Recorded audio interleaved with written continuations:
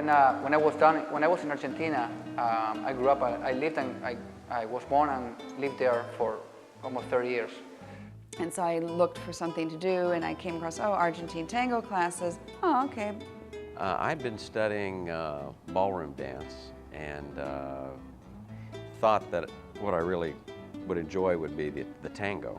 When we started, it's because we liked it and we wanted to do something together. We just tried it, and then little by little just kind of started getting hooked on not just the dance, but just the overall environment of it. Quite frankly, my first year, the classes were strictly from workshops or those in Argentina. So I very quickly got into the actual scene, or the milonga scene in Argentina.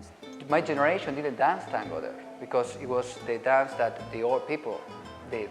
We felt like showing to other people is trying to bring more people to enjoy what we really enjoy it.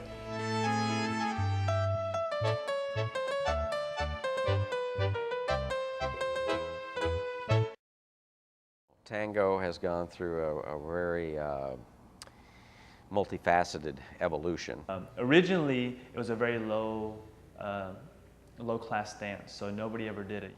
It was not really accepted by the upper social classes of Argentine society. Usually, women would never do it in public, so usually the woman that you did it would be like, if I went to a brothel, and I would probably do it there, because it's a very low class.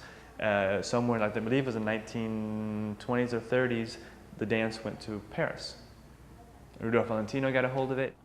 The aristocracy of Argentina began embracing it, and it became much more acceptable. But what's interesting, I think, is that every time you see something in history about tango, is that it's always related to usually brothels and prostitutes. And one of the best things I ever heard said is if you watch a tango couple dance, sometimes you can still see the relationship between the client and the prostitute, because if you notice, the upper body is completely still, yet the hips and the legs are always moving, and yet they're always close, but they never kiss.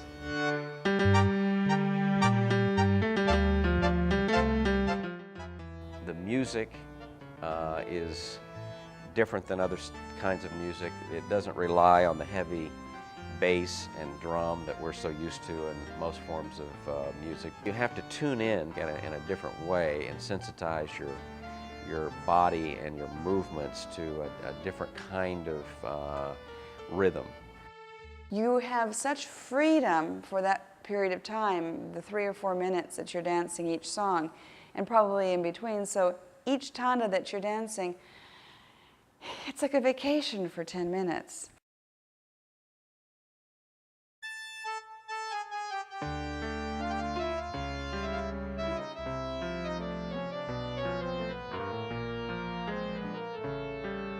The Argentine tango is based on an embrace, and it really is about the way a man holds a woman and how she returns that embrace. It's a 3-minute romance between a man and a woman.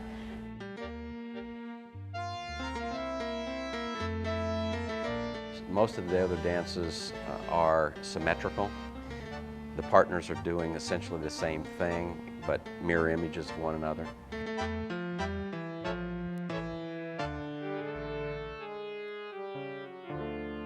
When you look at ballroom dancers, typically, if you look at their posture, they kind of look like this, where their heads are kind of away from each other and their hips are closer. Where in tango, we dance more like this. So we're more chest to chest, where our heads are closer, so it feels a little more intimate.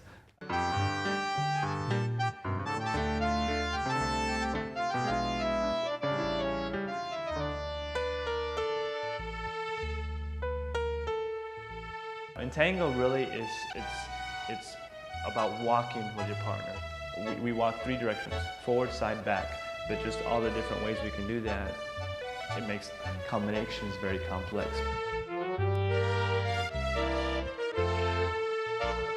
The steps that the Argentine tango has, they're pretty essential because you use a lot your legs. You use get between the legs of your partner. So I think that's pretty essential for a lot of people. So a lot of it is it's the whole connection with the music. So I think a lot of times it gives that idea of the sensuality. You know, there are times where I'm so close, you know, or anybody when they dance are so close with their partner that you don't really even see your partner's face because their face is almost behind you. So I mean, you're really close.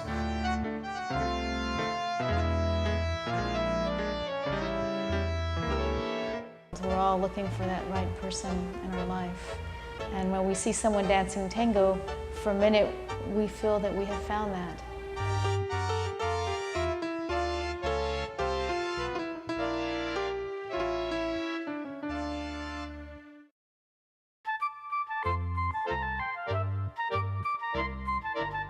What's interesting to see is that you've got such a diverse group of people.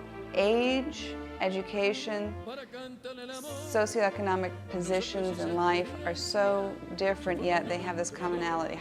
Because when you dance with someone, you're not dancing with their religion, you're not dancing with their culture, you're not dancing with their political beliefs or their dietary beliefs. You are dancing with the tango dancer.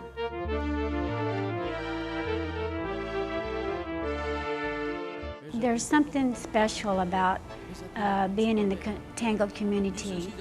It's like family. So I dance tango, I moved to Chicago, I moved to DC, I moved anywhere. I find out where the tango is and suddenly I have like 100 friends.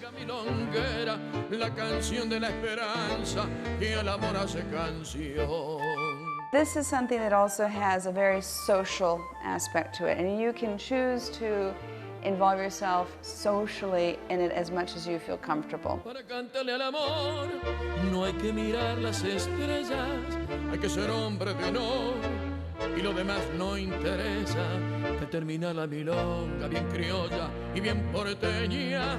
Para cantarle al amor, yo canto de esta manera.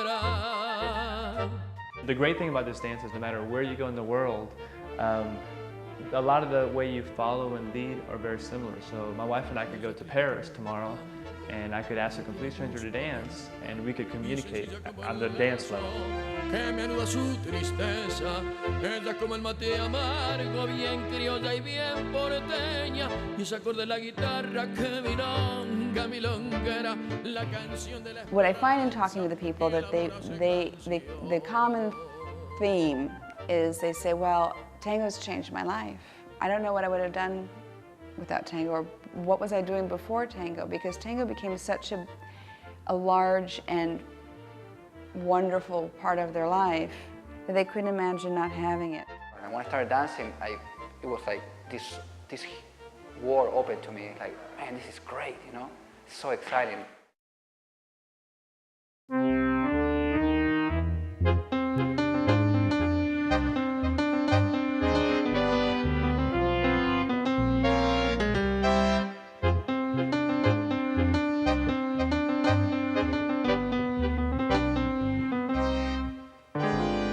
Sabrás, nunca sabrás lo que es morir 1000 veces de ansiedad. No podrás nunca entender lo que es amar y enloquecer. Tus labios que queman, tus besos que embriagan y que torturan mi razón. Sed que me hace arder y que me enciende el pecho de pasión. Estás clavada en mí, te siento en el latir, abrazador de mis sienes. Te adoro cuando estás y te amo mucho más cuando estás lejos de mí. Tengo miedo de perderte, de pensar que no he de verte. Porque esa duda brutal, porque me habré de sangrar si en cada beso